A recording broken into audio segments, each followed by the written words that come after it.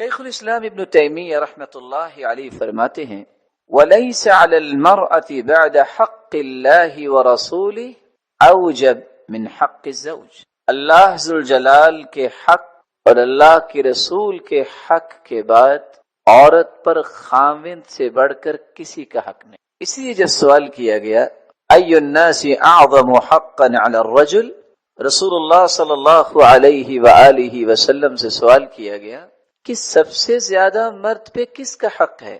قال امہ، اس کی والدہ کا حق ہے۔ پھر سوال کیا گیا ای الناس اعظم حقا علی المرأة، سب سے زیادہ عورت پہ کس کا حق ہے؟ قال زوجها، اس کے خامند کا۔ تو امام ابن تیمیہ رحمۃ اللہ علیہ فرماتے ہیں اور اس کے رسول کے بعد جن حقوق کی پاسداری کرنے کی ذمہ داری اللہ نے عورت کو دی ہے وہ خامند کے حقوق ہے۔ اس لیے عائشہ رضی اللہ تعالی عنہ کہا کرتی تھی یا معشر النساء، اے عورتوں کی جماعت، لو تعلمن بحق ازواجکن علیکن، اگر تمہیں پتہ چل جائے کہ خامند کے بیوی پر حقوق کیا ہے، لجعلت المرأة منکن تمسح الغبار عن وجہ زوجها بنحر وجہها، اگر اس بات کا شعور مل جائے کہ خامند کے حقوق عورت پر کیا ہے تو تم خامند کے چہرے، اور دوسری روایت میں آتا ہے تمسح الغبار عن قدمی زوجها بنحر وجہها، تو تم اگر اس گرد و غبار کو جو اس کے چہرے پہ ہے یا اس کے قدموں پہ ہے اس کو اپنے چہرے سے بھی صاف کرو، تم اس کے حقوق کو ادا نہیں کر سکتے۔ تو سب سے پہلا حق جو شریعت نے عورت کی ذمہ داری ٹھہرائی ہے، جائز کاموں میں عورت کو اپنے خامند کی اطاعت کرنی چاہیے۔ جائز کام سے کیا مراد؟ اطاعت فرما برداری تو اللہ کو راضی کرنے کے لیے ہوتی ہے، لیکن خامند ہی اگر برائی کا حکم دے تو وہاں اس کی اطاعت نہیں کی جائے گی۔ کیوں نہیں کی جائے گی؟ لا طاعت لمخلوق فی معصیت الخالق، جس کام میں اللہ کی نافرمانی ہو رہی ہو اس میں کسی کی اطاعت جائز نہیں ہے۔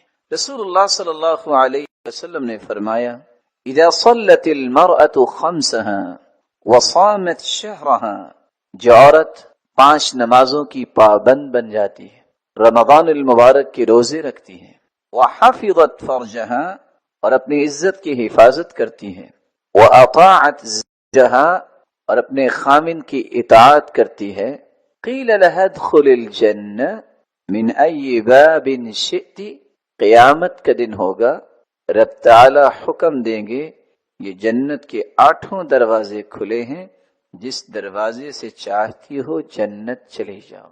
یہ روایت صحیح الجامع کی ہے 660۔ اس میں رسول اللہ صلی اللہ علیہ وسلم نے گنتی کے 4 کام بیان کیے ہیں، اور دوسری روایت میں 5واں کام بھی ہے۔ نماز کی پابندی، روزے رکھنا، خامند کی اطاعت کرنا، اپنی حفاظت کرنا اور اپنے خامند کے مال کی حفاظت کرنا، اور بچوں کی صحیح تربیت کرنا۔ یہ وہ 5 کام ہیں جس پہ توجہ دینے سے اللہ ذوالجلال نے عورت کے لیے جنت کے 8 دروازے کھولنے اور اسے جنت میں بھیجنے کا اعلان کروا دیا۔ رسول اللہ صلی اللہ علیہ وسلم نے فرمایا اثنان لا تجاوز صلاتهما رؤوسهما، 2 ایسے لوگ ہیں جن کی نماز ان کے کانوں سے بھی اوپر نہیں جاتی، آسمانوں تک پہنچنا اور قبول ہونا تو دور کی بات ہے۔ عبد عابق من موالی حتی یرجع، غلام اپنے مالک کی اجازت کے بغیر اگر بھاگ گیا ہے، جب تک وہ واپس نہیں آ جاتا، وہ جہاں بھی ہے وہ جو بھی نماز پڑھے گا اس کے کانوں سے بھی اوپر نہیں جائے گی۔ وامرأة عصت زوجها حتی ترجع، ایسی عورت جو اپنے خامند کی نافرمانی کرتی ہے، حتی ترجع، جب تک وہ پلٹ کے نہیں آ جاتی، نافرمانی چھوڑ نہیں دیتی، وہ چاہے تہجد پڑھے، وہ چاہے فرائض پڑھے، اس کی نماز قبول ہونا تو دور کی بات اس کے کانوں سے بھی اوپر نہیں جاتی۔ اور یہ روایت ہے سلسلہ صحیحہ کی 288۔ رسول اللہ صلی اللہ علیہ وسلم نے ان 2 حدیثوں میں ایک راز بیان کیا ہے۔ وہ راز کیا ہے کہ اللہ ذوالجلال کے ہاں جنت کی حقدار اور عبادت کی قبولیت کی حقدار وہ عورت ہے جو اپنے خاوند کی اطاعت کرتی. اور یہاں رک کے یہ سمجھنا ضروری ہے کہ عورت کا اطاعت کرنا لیس انتقاص لہا، اس میں اس کی شخصیت میں نقص نہیں ہے، یہی اس کی عظمت کی دلیل ہے. یہی تو اسلام نے اس کو نعمت دی. کیسے اسلام نے نعمت دی؟ آج ارسطو کا نام لوگ لیتے لیتے تھک جاتے ہیں. پتہ ہے ارسطو کیا کہتا تھا؟ 4 نظریات اس شخص نے پیش کیے تھے. وہ کہا کرتا تھا ان المرأة کائن ناقص ضعیف الارادہ، دنیا میں سب سے ناقص چیز ہے تو عورت ہے. اسلام نے کہا نہیں، جس طرح مرد کی عزت ہے عورت کی بھی عزت ہے. وہ کہا کرتا تھا دنیا میں سب سے کمزور ارادہ وہ ہے جو کسی عورت نے کیا ہو. اسلام نے کہا نہیں، اللہ تعالیٰ نے ایسی ایسی عورتیں بھی پیدا کی جس جیسے کام مرد نہیں کر سکتے. اس کا یہ کہنا تھا کہ عورت کے اندر یہ صلاحیت ہی نہیں ہے کہ وہ کسی بلندی پہ پہنچ سکے. اسلام نے یہ ثابت کیا کہ جو صلاحیت سیدہ عائشہ اور سیدہ خدیجہ اور مریم علیہ الصلاۃ والسلام کے پاس تھی وہ کسی کے پاس نہیں. اس کا یہ کہنا تھا نعوذ باللہ من ذلک انہا مخلوقا نجسا. یہ ارسطو کہتا تھا کہ یہ تو ایک نجس مخلوق ہے. اسلام نے کہا الطیبات للطیبین، مرد پاکیزہ ہے تو عورتیں بھی پاکیزہ، اگر مرد برے ہیں تو عورتیں برے ہیں. اس کا یہ کہنا تھا کہ عورت کی تو اتنی ہی قیمت ہے، اگر کسی معاشرے کے اندر نسل کی ضرورت ہو تو کسی بھی عورت کو لایا جا سکتا ہے اور کسی کی طرف بھی کسی عورت کو بھیجا جا سکتا ہے. اسلام نے کہا جتنی عزت مرد کی ہے اتنی ہی عزت عورت کی ہے. جس طرح مرد اپنی عزت پہ داغ پسند نہیں کرتا عورت بھی نہیں پسند. رسول اکرم صلی اللہ علیہ وآلہ وسلم نے جو صحابہ کرام کو یہ بات سمجھائی کہ عورت ایک عزت کا نام ہے، ایک پردے کا نام ہے، یہی وہ ایک تھا جس میں جاہلیت کے تمام ذلت کے پردے چاک کیے گئے اور عورت کے اوپر عزت کی چادر ڈال دی. کس طرح اس کو سلعۃ تباع وتشترى، اس عورت کو بازار کا ساز و سامان سمجھا جاتا، جیسے چاہو خریدو جیسے چاہو بیچو. شریعت نے کہا نہیں، اگر کسی کی 2 بیٹیاں ہیں اس کی یہ پرورش کر دے تو قیامت کے دن جنت میں میرے ساتھ اس طرح ہوگا جس طرح یہ 2 انگلی. یہ 3 بہنیں ہو جائیں، صحیح پرورش کر دو، قیامت کے دن جہنم کے سامنے دیوار بن جائیں گی. راستے میں دوستوں کو ملے اور دنیا جہان کا سب سے خوشگوار موڑ، اور گھر جا کے فرعون بن جائے، یا گھر جا کے اس کے چہرے پہ 12 بج جائے. یہ کون سا اخلاق؟ اللہ لا الہ الا هو الحی القیوم. صحیح بخاری کی روایت کیا ہے؟ کان فی مہنۃ اہلی، آئی فی خدمت اہلی. سیدہ عائشہ فرماتی ہیں ہم 9 بیویاں آپ کی خدمت میں کوئی کسر نہیں چھوڑتی تھی، لیکن ہمیں محسوس یہ ہوتا تھا کہ اللہ کے رسول ہماری خدمت کر رہے ہیں. آج ذرا اپنی زندگی پہ بھی غور کیجیے میرے پیارے بھائی. آج گھریلو حالات کیسے؟ بیوی اگر کہہ دے کہ یہ کام کرنا ہے تو فٹ سے جواب ہوگا اپنے باپ سے کروا. 4 پر یہ کوئی چیز اٹھانے کے لیے اگر مدد طلب کر لے تو ویسے بھی جوائنٹ فیملیز ہیں تو پہلے بیچارہ دائیں بائیں دیکھے گا، کوئی دیکھ تو نہیں رہا. بھلا کیوں دیکھ رہا ہے؟ کہ اس کو تانا سننا پڑے گا. ہمیں پہلے ہی پتا تھا یہ رن مریض بنے گا. رسول اکرم صلی اللہ علیہ وسلم نے نرمی برتی. زندگی میں یہ تصور نہیں آپ کر سکتے جو اللہ کے رسول نے شفقت اور رحمت کے پہلو پیش کیے. سیدہ مومنوں کی ماں جب ان کو ایک ایسا اونٹ دیا جو زیادہ دوڑنے والا نہیں تھا، رسول اللہ صلی اللہ علیہ وسلم پہنچ گئے، بھی مومنوں کی ماں کا اونٹ نہیں پہنچا اور وہ رو رہی ہیں کہ آپ نے مجھے کیسا اونٹ دیا، میں سب سے پیچھے رہ گئی. ایک لمحے کے لیے اس حدیث کو سنیے اور پڑھیے. رسول اللہ صلی اللہ علیہ وسلم نے بجائے اس کے غصہ کرتے جو آج دنیا میں ہوتا ہے، آپ نے اپنے مبارک ہاتھوں سے اس کے آنسوں کو صاف کیا، تسلی دی. کوئی بات نہیں، آئندہ اچھا اللہ ہم دے. رسول اکرم صلی اللہ علیہ وآلہ وسلم اونٹ پہ چڑھنے لگتے اور اپنی اہلیہ کو چڑھانا ہے تو کیا کیا؟ آپ زمین پہ بیٹھے، اپنا گھٹنا کھڑا کیا اور کہا یہاں قدم رکھو اور آرام سے سواری پہ بیٹھ جاؤ. آج ہو سکتا ہے کہ کوئی خاوند اپنی بیوی کے لیے گاڑی کا دروازہ کھولے؟ کیسے ہو سکتا ہے؟ اس لیے نہیں ہو سکتا، اس کو تانے دیے جائیں گے. اچھا ہمیں پہلے ہی پتا تھا کہ تم نے ایسے ہی کرنا ہے. معاشرے کے تانے انسان کو دین سے دور کرتے ہیں. پرواہ ہی نہ کرو، اگر نیکی ہے تو اس کے کرنے میں کیا حرج ہے. اور حدیث میں آتا ہے حتی اللقمہ تضع فی فیہا، لقمہ اہلیہ کے منہ میں ڈالنا بہت بڑا صدقہ ہے. لیکن ہو سکتا ہے کہ یہ بات شادی کے پہلے مہینے میں ہو، سال گزرنے کے بعد تو پھر کیسے کیسے جملے ایک دوسرے کو کہے جاتے ہیں اور تبادلہ ہوتا ہے. الامان والحفیظ. اور شریعت نے فیصلہ یہ کیا خیرکم خیرکم لأہلی وانا خیر لأہلی. سری راہ جب انسان ملتا ہے تو وہاں اس کے اخلاق کی پیمائش نہیں ہوتی. دوستوں کے ساتھ تو سارے اچھا برتاؤ کرتے ہیں، ملیں گے تو بڑے خوش ہو کے ہاؤ آر یو، کیف حال ہے، کیسے ہیں آپ. یہ اخلاق کا پتہ چلتا ہے جب گھر داخل ہوتا ہے. راستے میں دوستوں کو ملے اور دنیا جہان کا سب سے خوشگوار موڈ، اور گھر جا کے فرعون بن جائے یا گھر جا کے اس کے چہرے پہ 12 بج جائے، یہ کون سا اخلاق؟ رسول اللہ صلی اللہ علیہ وآلہ وسلم نے یہ اخلاق نہیں سکھایا. سب سے بہترین وہ ہے جو اپنی بیوی کے معاملے میں بہترین ہے. اس لیے اللہ کے رسول صلی اللہ علیہ وسلم نے اس سوال کے جواب میں 5 باتیں کہی تھیں. جب پوچھا گیا کہ اچھا بیوی کا حق کیا ہے، آج مرد اپنے حقوق بیان کرنے پہ بڑی کوشش کرتا ہے. تمہیں پتہ نہیں ہے کہ خامن کا حق کیا ہے.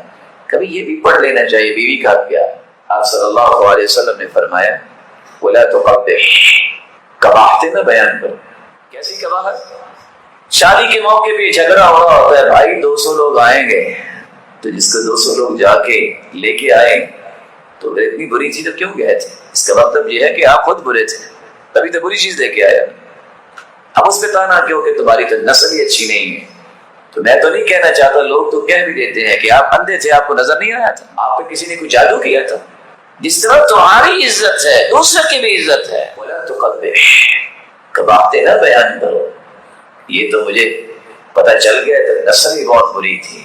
یہ آپ کی اپنی پسند ہے، آپ اپنی پسند پہ کچھ کریں. جو کہنا ہے اس کو تو اللہ نے بنایا، تو بھی اللہ نے بنایا. ولا تضرب الوجه، چہرے پہ مت مارو. ما ضرب رسول اللہ صلی اللہ علیہ وسلم خادما ولا امرأة قط. پوری زندگی اللہ کے رسول صلی اللہ علیہ وسلم نے نہ اپنی بیویوں میں سے کسی بیوی کو مارا ہے اور نہ ہی کسی خادم اور غلام کو مارا ہے. لیکن آج جن کے کاروبار ہے، بزنس ہے، ذرا چیک کریں، اگر معمولی سی تاخیر ہو جائے تو اس میں قیامت کیسے آ جاتی ہے. انسان سمجھتے نہیں. رسول اللہ صلی اللہ علیہ وسلم نے ایک تیسری بات بھی کہی وَلَا تَهْجُرْ إِلَّا فِي الْبَيْتِ. اگر آپ سمجھتے ہیں کہ کوئی زیر و زبر معاملہ ہو گیا ہے تو پھر بیوی کو گھر سے دھکا دینے کی کیا ضرورت ہے؟ گھر میں رکھ کے اس کی اصلاح کرو. وَأَن تُطْعِمَهَا إِذَا طَعِمْتَ وَتَكْسُوهَا إِذَا اكْتَسَيْتَ. جب خود کھاتے ہو تو اس کو بھی کھلاؤ. خود تو روزانہ سے بڑے بڑے فنکشن دیکھو، وہ کہیں بھی کہ اپنی اہلیہ کو لے کے آؤ، اچھا جی اس کو کال کر دے، اچھا وہ دال چل پکا کے کھا لینا. تمہارا خود جی چاہتا اچھا کھانا کھانا تو اس کو بھی کھلاؤ. جب تم پہناوے پہنتے ہو تو اس کے لیے بھی خریدو نا. اب یہ تمہارے ذمہ ہے. تم اللہ جلال کی شریعت کی روشنی میں اس کی ذمہ داری قبول کر کے لائے ہو. آپ صلی اللہ علیہ وسلم نے اس پہلو کو بھی شفقت اور رحمت سے بھرا ہے کہ آپ نے آخری خطبے میں فرمایا تھا استوصوا بالنساء خیرا، لوگوں عورتوں کے ساتھ اچھا برتاؤ. اور ایک راز بھی بیان کیا فإن المرأة خلقت من ضلع أعوج، یہ عورت ٹیڑھی پسلی سے بنی. اور ساتھ یہ فرمایا وإن ذهبت تقيمه كسرته وإن تركته لم يزل أعوج فاستوصوا بالنساء خيرا. اگر تمہارا کہیں ذہن بن جائے گا اچھا یہ ٹیڑھی پسلی سے بنی ہے تو میں اس کا ٹیڑھ پن دور کر کے چھوڑوں گا. وہ دور تو نہیں ہوگا، ٹوٹ جائے گی بس. چھوڑ دو تو ٹیڑھ پن رہے گا. اور یاد رکھنا یہ خم جو ہوتا ہے نا کسی چیز میں، بس اوقات یہ حسن بھی بتاتا ہے. یہی تو حسن اللہ نے رکھا ہے، اس سے تو انسان کے درجات بنیں گے. اس لیے جتنا فائدہ لے سکتے ہو لے لو. اس طرح کا نظریہ مت بنانا کہ اب میں اس کو سیدھا کروں گا اور سیدھا کرتے کرتے توڑ دو. کسرھا طلاقھا، اور ٹوٹنا کیسا ہے؟ طلاق ہو جائے. کیسے کمال کے لوگ تھے. قاضی شریح کہتے ہیں کہ میں نے سوچا آج میری شادی ہے تو میں نے اپنی بیوی کو خطبہ دینا ہے کہ مجھے یہ زندگی پسند ہے، مجھے یہ. میں جو ہی جا کے بیٹھا تو میں تو بھی سوچ رہا تھا، خطبہ اس کا شروع ہو گیا. اس نے کہا سنو میں ایک اجنبی عورت ہوں، مجھے نہیں پتا کہ آپ کو پسند کیا ہے، مجھے نہیں پتا کہ آپ کو ناپسند کیا ہے، میری ایک ہی گزارش ہے کہ آج مجھے بتا دیجئے، جب تک میں زندہ ہوں اس کی مخالفت نہیں ہوگی۔ کہتے میں حیران رہ گیا، اور ساتھ کہتے ہیں 20 سال ہو گئے، ایک مرتبہ میں نے غصہ کیا جس کا بعد میں مجھے احساس ہوا کہ یہ مجھے نہیں کرنا چاہیے تھا۔ اس عورت نے واقعتاً پابندی کی، اور آج اللہ جل جلالہ بنا دے گنتی کا 1 سے 2 ہفتے نہیں گزرتے گھر ختم۔ اور سچ کہا تھا سلیمان علیہ السلام نے، المؤمن یبنی بیتہ والمنافق یہدم بیتہ، المؤمن تبنی بیتہ والمنافق تہدم بیتہ۔ مومن کی ہر وقت کوشش ہوتی ہے میرا گھر بن جائے، منافق مرد اور سوچتے ہیں جان چکے۔ اصل مسئلہ کیا ہے؟ رسول اللہ صلی اللہ علیہ وسلم نے اس کی وضاحت کی ہے، ان الشیطان یضع عرشہ علی الماء، شیطان نے اپنا عرش جو ہے پانی پہ رکھا ہے، اللہ کی نکالی کرتا ہے، ثم یبعث سرایاہ، چیلوں کو بھیجتا ہے، ایک آ کے کہتا ہے آج میں نے اتنی چوری کروا دی، تو ابلیس جو ہے ان کا گرو وہ کہتا ہے ہاں صنعت شیئا، کچھ بھی نہیں کیا، پھر کیا ہوا؟ چوری ہوگی۔ مسلمان تاجر جھوٹ نہیں بولتے، اتنے کروڑوں کا تو اللہ نے نفع دے دیا، تم نے کیا کیا؟ دوسرا آگے کہتا ہے کہ آج میں نے اتنے قتل کروا دیے، کہتے ہیں صنعت شیئا، کیا کیا ہے؟ مسلمانوں کی عقیدے ہی بڑے اچھے ہیں، وہ کہتے ہیں بچے 2 اچھے نہیں، جتنے بھی ہوں گے اتنے ہی اچھے، تم نے 2-4 قتل کروائے ہیں تو کتنے سینکڑوں اللہ نے اولادیں دے دی ہوں گے۔ جب ان میں سے ایک یہ آگے کہتا ہے میں ترکتہ حتی فرقت بینہ وبین امرأتی، میں شروع سے لگا ہوا تھا، مرد کو بھی کہتا تھا چھوڑو یار عورتیں بڑی، اس کو بھی کہتا تھا چھوڑ جان اس کی، بندے بڑے، اب وہ اپنے گھر میں ہیں، وہ اپنے گھر میں ہیں، تو ابلیس کھڑا ہوتا ہے، اسے سینے سے لگاتا ہے، اسے بوسہ دیتا، کہتا ہے نعم الرجل انت، جو کام تم کر کے آئے ہو نا وہ کسی نے نہیں کیا۔ سب سے زیادہ شیطان اس بات پہ خوش ہوتا ہے کہ گھر ٹوٹ جائے، اور بس اوقات گھر ٹوٹتا ہے تو کس بات پہ؟ سوال آیا جی بس وہ طلاق ہو گئی ہے کیا؟ کہا تھا کہ عید پہ جوتی نہیں لینی ہے تو اس نے کہا کہ نہیں بس تو تکرار ہوئی، اس نے طلاق دے دی، یعنی عورت کی قیمت 500 روپے۔ لا حول ولا قوت الا باللہ۔ اکثر النعال، حدیث کہتی ہے کہ جوتیاں زیادہ لو، اور انسان جوتی پہنتا ہے تو یوں لگتا ہے کہ وہ کسی چیز پہ سوار ہے، تو اگر آپ نئی جوتی لے دو گے تو پھر کیا ہوگا؟ یعنی تمہارے خاندانی نظام اور تمہارے سرور کا اور اس کی قیمت صرف اتنی ہے کہ بس چھوٹی سی بات پہ گھر توڑ دو۔ کتنا خوبصورت جواب دیا تھا عمر نے جب ایک شکایت کرنے آیا تھا کہ بیوی بڑی ایسی اور ایسے ہے، تو انہوں نے کہا ادھر آؤ، انہا غسالۃ لثیابی، یہ میرے کپڑے بھی دھوتی ہے، طباخۃ لطعامی، یہ کھانا بھی پکاتی ہے، اور اصل بات وَيَسْكُنُ قَلْبِي بِهَا عَنِ الْحَرَامِ، اس کی وجہ سے آج تک کسی غیر عورت کی طرف آنکھ اٹھانے کی جرت نہیں ہوگی، کبھی سوچ نہیں آئی یہ بڑی نعمت کیا ہے۔ اس لیے سلف جب بیت اللہ کا طواف کرتے اور ہم جانتے ہیں کہ ہر چکر کی کوئی خاص دعا نہیں ہے، جو بھی دعا مانگو، اے اللہ جو بخل کرتا ہے تیری راہ میں خرچ نہیں کرتا، اس کے مال کو تلف کر دے، برباد کر دے، تو اللہ کی راہ میں صدقہ کرنے والا، اس کے لیے جہاں اللہ کے رسول نے قسم اٹھائی کہ مال کم نہیں ہوگا زیادہ ہوگا، جہاں اللہ رب العزت نے فرمایا تو میرے راہ میں خرچ کرو گے، میں تجھ پہ خرچ کروں گا، وہاں فرشتوں کی دعاؤں کا مستحق بنتا ہے۔ اللہ رب العزت سب کو توفیق عطا فرمائے۔ یہ ہے مال کا صدقہ، لیکن صرف مال کا صدقہ نہیں، مومن اس کی اپروچ جو ہوتی ہے وہ اسلام کے تمام پہلوؤں پہ ہوتی ہے، کسی ایک جہت پر نہیں۔ اسلام کی یہ بھی تو خوبصورتی ہے، اگر کسی کے پاس مال نہیں تو وہ کیا کرے گا؟ محروم ہے صدقے کے اجر سے؟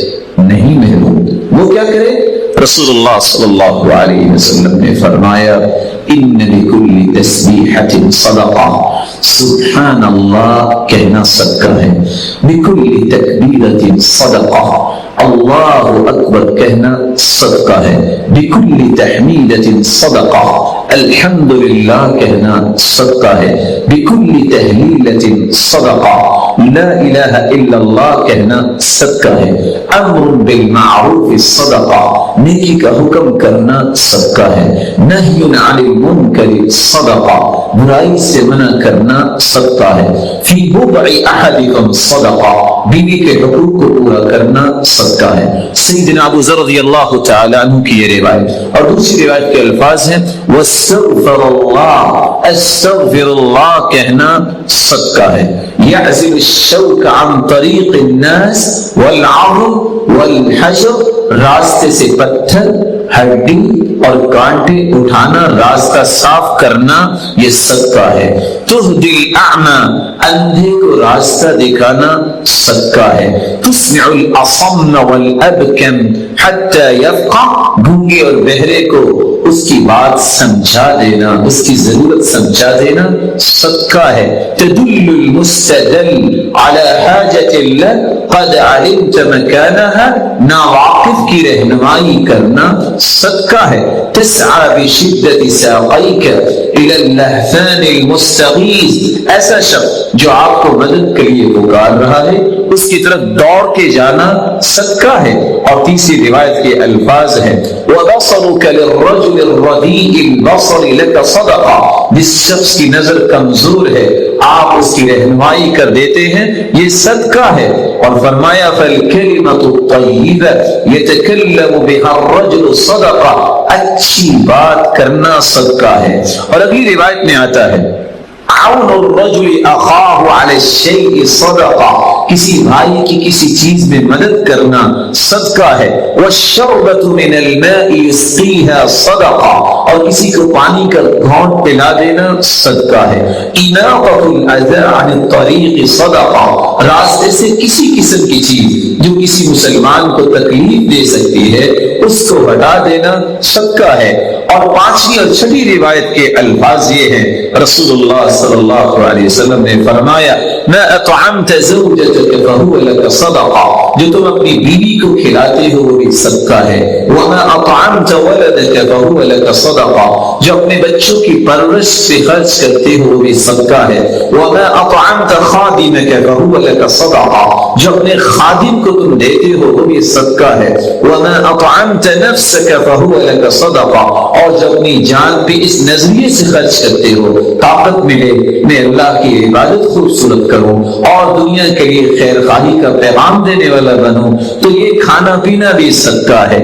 اور ساتویں روایت کے الفاظ یہ بھی ہیں تبسمک فی وجہ اخیک لک صدقہ، کسی مسلمان کو مسکرا کر ملنا بھی صدقہ ہے۔ وافراغک من دلوک فی دلو اخیک لک صدقہ، اپنے ڈول سے پانی نکال کر بھائی کے ڈول میں ڈال دینا یہ بھی صدقہ ہے۔ کبھی اپنی جیب میں بھی ہاتھ ڈال کے کسی کی جیب میں کچھ ڈال دینا جس کے پاس کچھ نہیں ہے صدقہ ہے۔ اور رسول اللہ صلی اللہ علیہ وسلم نے یہ بھی فرمایا کل معروف صدقہ، ہر نیکی صدقہ ہے۔ آپ صلی اللہ علیہ وسلم نے یہ بھی فرمایا الضیافۃ ثلاثۃ ایام فما زاد فهو صدقہ، 3 دن مہمان نوازی کرنا تو ضروری ہے، جو اس سے زیادہ آپ کسی مہمان کو کچھ کھلاتے پلاتے ہو وہ صدقہ ہے۔ رسول اللہ صلی اللہ علیہ وسلم نے یہ بھی فرمایا کف شرک عن الناس فإنها صدقۃ منک علی نفسک، اپنی تکلیف سے لوگوں کو بچانا بھی صدقہ ہے۔ ایک ہے لوگوں کی تکلیف، ایک ہے کہ خود بھی کسی کو تکلیف نہ دو، یہ بھی بہت بڑا صدقہ ہے۔ رسول اللہ صلی اللہ علیہ وسلم نے فرمایا تعدل بین الاثنین صدقہ، 2 مسلمانوں کے درمیان صلح کروا دینا، انصاف کی بات کرنا بھی صدقہ ہے۔ تعین الرجل علی دابته فیحمل علیہا، کسی شخص کی مدد کرنا اور اس کو اپنی سواری کے ساتھ بٹھا لینا بھی صدقہ ہے۔ او ترفع له علیہا متاعه صدقہ، کسی کے پاس سامان زیادہ ہے وہ اپنی سواری پہ سامان نہیں رکھ سکتا، اس کے سامان کو اٹھا کے اس کی مدد کر کے اس کے سامان کو رکھوا دینا یہ بھی صدقہ ہے۔ کل خطوۃ یخطوها الی الصلاۃ صدقہ، نماز کے لیے گھر سے نکلنا ہر اٹھنے والا قدم بھی صدقہ ہے۔ بكل صلاة وصدقة وصيام صدقة وحج صدقة، روزہ رکھنا اور اگر عمرے کی اور حج کی توفیق اللہ دیتا ہے تو یہ بھی صدقہ ہے۔ کل کل قرض صدقہ، رسول اللہ صلی اللہ علیہ وسلم نے فرمایا کسی کو قرض دینا یہ بھی صدقہ ہے. من انظر معسرا فلہ کل یوم مثلہ صدقہ، جو شخص کسی کو قرض دیتا ہے پھر مہلت دے دیتا ہے، یہ مہلت دینا بھی صدقہ ہے. ما من مسلم، رسول اللہ صلی اللہ علیہ وسلم نے فرمایا ما من مسلم يزرع زرعا او يغرس غرسا فيأكل منه طير او انسان او بهيمة الا كانت له به صدقہ. تم میں سے کوئی اگر کاشتکاری کرتا ہے، باغبانی کرتا ہے، درخت لگاتا ہے، اس میں سے کوئی انسان کھا لے، کوئی جانور کھا لے، کوئی پرندہ کھا لے، آپ کو تو علم نہیں لیکن وہ بھی آپ کے نام اعمال میں بطور صدقہ لکھا جائے گا. رسول اللہ صلی اللہ علیہ وسلم نے فرمایا تسلیمہ علی من لقی صدقہ، جب بھی کسی مسلمان کو کوئی ملے اور اس کو سلام کہے، یہ سلام کہنا بھی صدقہ ہے. اور آخری صدقہ جو 36واں صدقہ ہم آپ کے سامنے پیش کرنا چاہ رہے ہیں، یہ بہت پیارا صدقہ ہے لیکن آج یہ صدقہ کرنے والے نظر نہیں آتے. اور وہ صدقہ کون سا ہے؟ كان علبة بن زيد بن حارثة رجلا من أصحاب النبي صلى الله عليه وسلم.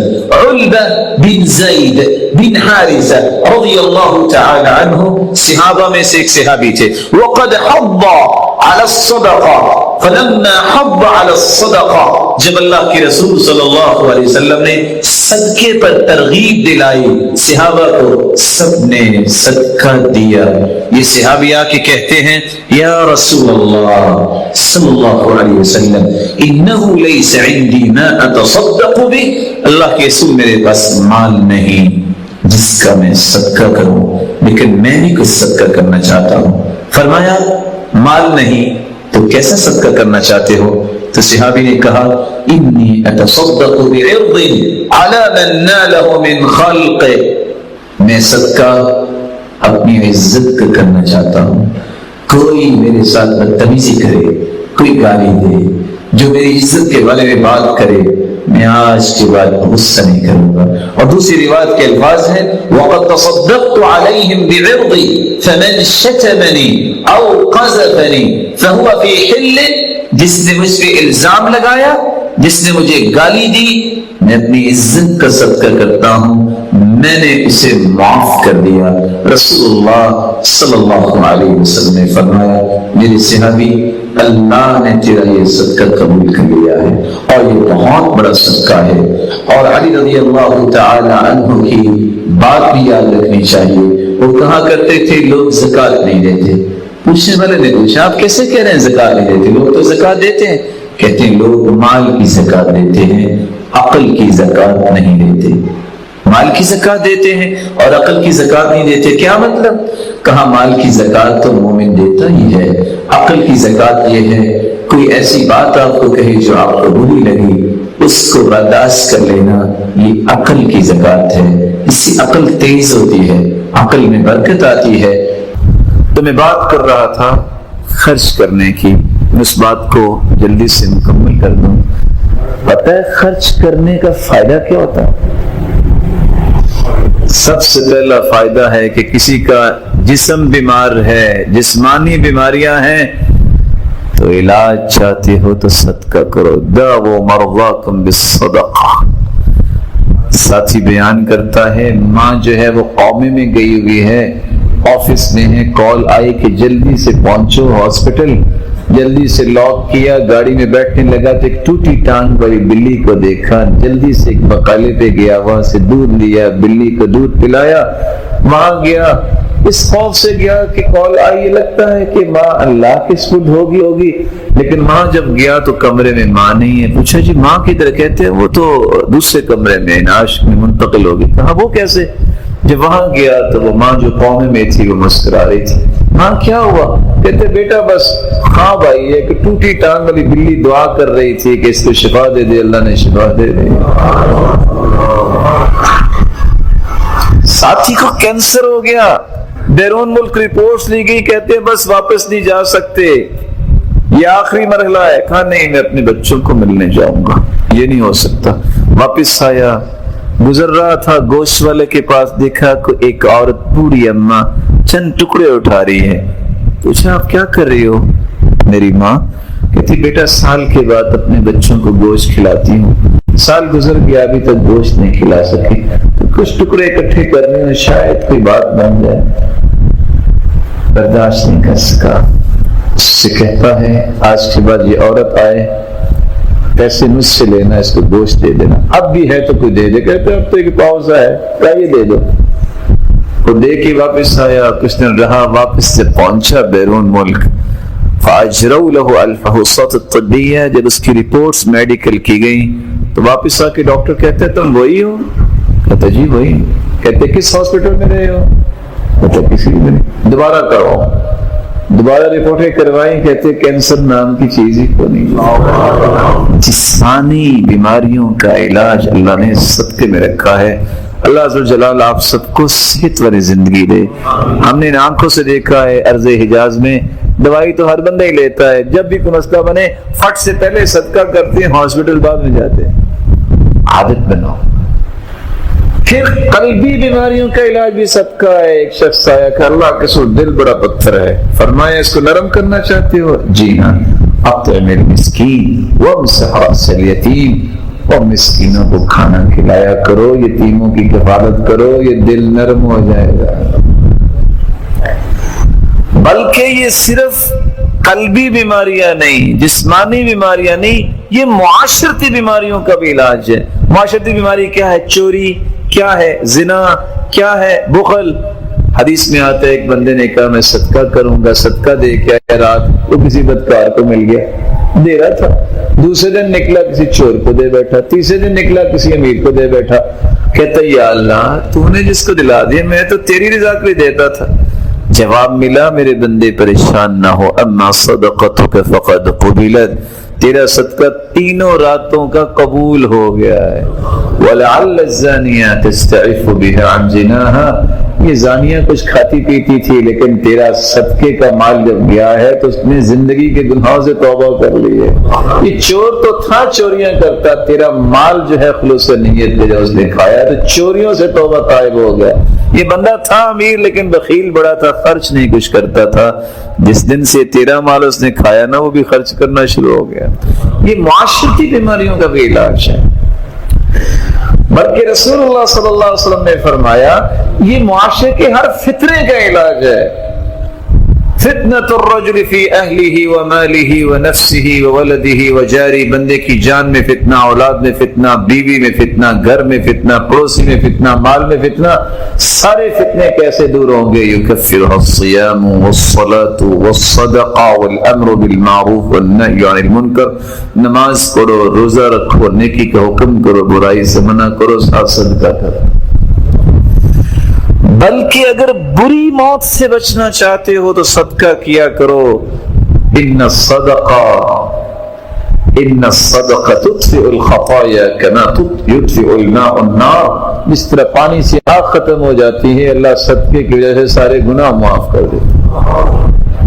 ساتھ یہ بھی فرمایا ان الصدقہ تطفئ غضب الرب, اللہ کے غصے کو ٹھنڈا کر دیتا ہے. وتدفع میتۃ السوء, بری موت سے صدقہ بچاتا ہے.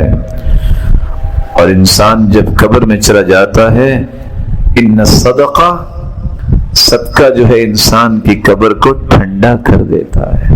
اور جب قبر سے نکلے گا تو حدیث کہتی ہے ظل المؤمن یوم القیامت الصدقۃ, جتنا انسان نے صدقہ کیا ہوگا یہ امبریلا, یہ چھتری, یہ مظلہ بن جائے گا. قبر سے نکل کے ساری دنیا دھوپ میں ہوگی, کیا حالت ہوگی اس وقت, کیسی ہولناکی ہوگی. وہ لوگ کہتے ہیں سوا نیزے پہ سورج ہوگا, یہ شخص جو ہے اپنے صدقے کے سائے تلے جا رہا ہوگا. اور حدیث کہتی ہے کہ 7 ایسے خوش نصیب ہیں جن کو عرش کا سایہ نصیب ہوگا. ان میں سے ایک وہ ہے وَرَجُلٌ تَصَدَّقَ بِصَدَقَةٍ فَأَخْفَاهَا حَتَّى لَا تَعْلَمَ شِمَالُهُ مَا تُنْفِقُ يَمِينُهُ, جس نے صدقہ کیا, خفیہ صدقہ, دائیں ہاتھ سے صدقہ کیا, اس کے بائیں ہاتھ کو بھی پتہ نہیں چلا, یہ اللہ کے عرش کے سائے تلے ہوگا. کوئی ہے جو بتائے کھجور کتنی مہنگی ہے؟ ایک کھجور اگر خریدنی ہو تو کتنے کی آئے گی؟ میں درخت نہیں کہہ رہا، کھجور 2-3 روپے جیسے سب آپ کو بیچنی پڑیں گے تو اتنے کی، یا آپ کو منگوا کے دینی پڑے گی اس نصیحت کے لیے۔ اجوا کھجور بھی آپ ایک خریدے تو کتنی ہوگی؟ 5 روپے کی۔ لگتا ہے آپ کا کاروبار ماشاءاللہ اچھا ہے اجوا کھجور کا۔ آپ 20 روپے بھی لگا لیں۔ حدیث کہتی ہے من تصدق بعدل تمرہ، جو کھجور کے برابر صدقہ کرتا ہے۔ کس کے برابر؟ اگر اس بھائی پیارے بھائی کی بات مان لی جائے، 5 روپے کی ایک کھجور آتی ہے تو 5 روپے بھی اللہ کی راہ میں دے دیے جائیں، تصدق بعدل تمرہ، بس اوقات وہ 5 روپے میں ڈالتا ہوں غلے میں، کبھی میں کسی انویلپ میں ڈال کے کوئی 10-20 کا نوٹ دے دیتا ہوں، کبھی میں کسی کپڑے میں ڈال دیتا ہوں، لیکن پتہ جاتا کدھر ہے؟ فإن اللہ یأخذها بیمینہ، واللہ ذو الجلال کے دائیں ہاتھ میں جاتا ہے۔ ثم یربیہا کما یربی احدکم فلوہ او فلوہ، پھر اللہ اس کو پالتے ہیں۔ قیامت کا دن ہوگا جب نیکیوں کا وزن ہو رہا ہوگا، ایک پہاڑ چلتا چلتا آئے گا، پوچھے گا بندہ یا ربی ما ھذا انا عارف عملی، اللہ یہ پہاڑ نیکیوں کا کہاں سے آ گیا، میں نے تو ایسا کوئی عمل نہیں کیا۔ اللہ فرمائیں گے میرے بندے کھجور جتنے صدقے کو میں نے پال پال کے نیکیوں کا پہاڑ بنا دیا۔ یہ پہاڑ کتنے کا ہے؟ آج 20 روپے کا اتنا سرما نہیں آتا، یہ نیکیوں کا پہاڑ 20 روپے میں مل رہا ہے۔ بلکہ اس کو بھی ادا کرو، کھجور اس کو بھی ادا کرو تو پھر کتنے کی آئے گی؟ اتقوا النار ولو بشق تمرہ، آگ سے بچو خواہ کھجور کا ایک ٹکڑا ہی دینا پڑے۔ یعنی بسا اوقات انسان آدھی کھجور یہ چوتھا حصہ بھی دیتا ہے تو اللہ اس کے بدلے میں اسے جہنم سے آزاد کر دے۔ تو کون ساتھی ہے میرا پیارا بھائی جو یہ اتنے بڑے انعام لینا چاہتا ہے؟ اللہ کے رسول نے فرمایا جب سوال کیا گیا ای الصدقۃ افضل، سب سے افضل صدقہ کون سا ہے؟ قال الماء، لوگوں کو پانی پلا۔ صحابی سوال کرتے ای الصدقۃ اعجب الیک، اللہ کے رسول آپ کو سب سے زیادہ صدقہ کون سا پسند ہے؟ فرمایا سقی الماء، لوگوں کو پانی پلا۔ آپ صلی اللہ علیہ وسلم سے سوال کیا گیا بہترین صدقہ کون سا ہے؟ فأمره بسقي الماء، فرمایا لوگوں کو پانی پلایا۔ آپ صلی اللہ علیہ وسلم مجلس میں ہیں، آپ نے ایک لفظ بولا والشربة من الماء يسقيها، پانی کا گھونٹ بھی کسی کو پلا دے یہ بھی اللہ کے ہاں بہت بڑا۔ ارباب بن ساریہ یہ حدیث سنتے ہیں، گھر آتے ہیں، پیالے میں پانی ڈالتے ہیں اور اپنی اہلیہ کو پیش کرتے۔ پوچھا یہ کیا خیر ہے؟ کہ اللہ کے رسول نے فرمایا تھا اگر آپ اپنی اہلیہ کو پانی کا گھونٹ بھی پلائیں تو یہ بھی صدقہ ہے، میں اس حدیث پہ عمل کرنا۔ یہ ایسا صدقہ پانی کا جس سے بخشش ہو سکتی ہے۔ صحیح بخاری کی روایت ہے غفرت لامرأة مومیسہ، ایسی عورت جو بدکار عورت تھی بنی اسرائیل کی، کیا دیکھتی ہے کہ ایک کتا پیاس کی وجہ سے اپنی زبان زمین پہ لگا رہا ہے، گیلی زمین پہ، اس نے اپنا خیمار دوپٹہ اتارا اور اس کے ساتھ اپنے موزے کو باندھا، کنویں سے پانی نکالا، کتے کو پانی پلا دیا، اللہ نے اس کے گناہوں کو معاف۔ اس لیے بیان کرنے والا بیان کرتا ہے اگر کتے کو پانی پلانے سے بخشش ہو سکتی ہے کیف لا یکون، کیسے بخشش نہیں ہوگی؟ اذا کان مؤمنا موحدا، اگر ہو توحید والا، ہو مومن انسان، اس کو پانی پلانے سے بخشش کیوں نہیں ہوگی؟ رسول اللہ صلی اللہ علیہ وسلم نے فرمایا سبعا یجرى للعبد بعد موته وهو في قبره، 7 عمل انسان قبر میں چلا جائے گا پھر بھی اس کا اجر اسے پہنچتا رہے گا تسلسل۔ من علم علما ونشر، جو علم سکھا دیا ہزاروں شاگرد، علم نہیں سیکھا تھا ونشر، علماء کے ساتھ کھڑا ہو گیا، علماء کی زبان سے نکلنے والا ہر کلمہ جو ان کے لیے صدقہ ہے، جو ان کے ساتھ کھڑا ہوتا ہے اور پیسہ خرچ کر رہا ہے، وہ اتنے ہی اجر کے وہ بھی مالک ہیں، اللہ ان کے بھی کھاتے جاری کرتے ہیں۔ من علم علما ونشر، اور آگے فرمایا او اجرا نہرا، کسی نے نہر کھدوا دی، او حفر بئرا، کسی نے کنواں کھدوا دی، او بنا مسجدا، کسی نے مسجد بنوا دی، او بیت لابن السبیل بنا، کسی مسافر کا گھر بنوا دیا، او ورث مصحفا، نسخہ وراثت میں قرآن مجید کا چھوڑا، او ولدا صالحا ترکا،